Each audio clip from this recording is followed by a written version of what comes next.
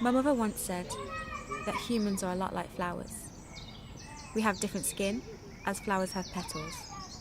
We have different stories, as flowers have scent. And like seeds, we must grow through the dark in order to bloom. On the 27th of March last year, I got a call from my best friend's mum to say that she had sadly passed away. When someone ends their life through the means of suicide, all you can think about is what could you have done differently that could have changed what happened. I spoke to Zoe the day before and she said she was having a bit of a rough day, but we never really knew truly how bad it was, even though she was still in hospital at the time. So the treatment I received in my admission was different to hers, so that treatment saved my life. However, for her, it didn't. It changed my whole outlook on life, really. I wanted to dedicate my life to making sure families didn't lose such amazing people to suicide and mental illness. I learned quite a lot about checking in with your friends, so even if you think they're doing okay, you still message them like, oh, how are things? And if they seem down, to check on them more and to make sure you're always available to be there so you don't repeat the past. And learning that your mental health is very, very important. Sometimes it can lead to more catastrophic endings than a physical health condition can. June 2015, I had been with my previous boyfriend for almost 2 years by that point.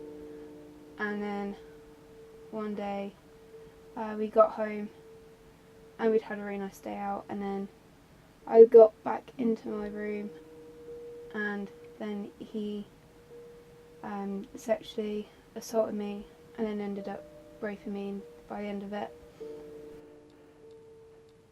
I couldn't trust anybody. I just became extremely isolated.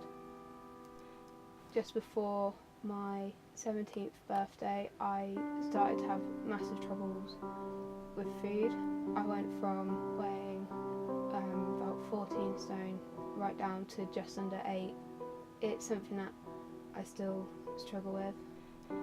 It wasn't until recently that I finally told, my parents what he actually did to me. And they were like, why can't you just tell us? At the time we could have helped, we could have done anything. And I just said, because I felt like I couldn't. If I was to give advice to anyone who's been sexually assaulted in any kind of way, it's not your fault. But, even though you think people won't listen, people always listen. Like don't hate people because of the hate they show you. Just don't ever let anything turn you sour, and just keep being positive.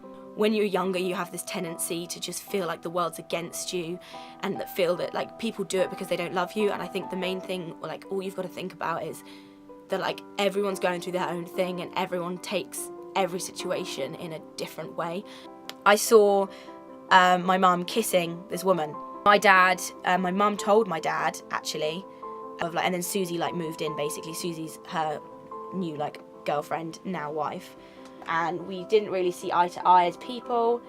My mum was still my mum suddenly became very closed off with me because of Susie. I had words with my mum about our relationship and how I sort of said that if we don't fix it in the next few years, I just basically said we're not going to be close. I need to patch things up with you, say that I'm sorry for everything that I've done to you, and everything that I've done to make you hate me and stuff. In life, sometimes we feel that things in our environment are trying to bury us, and it's in that moment we can choose to stay down or realise that we are a seed, and the cracks that break us open actually cause us to grow and bloom.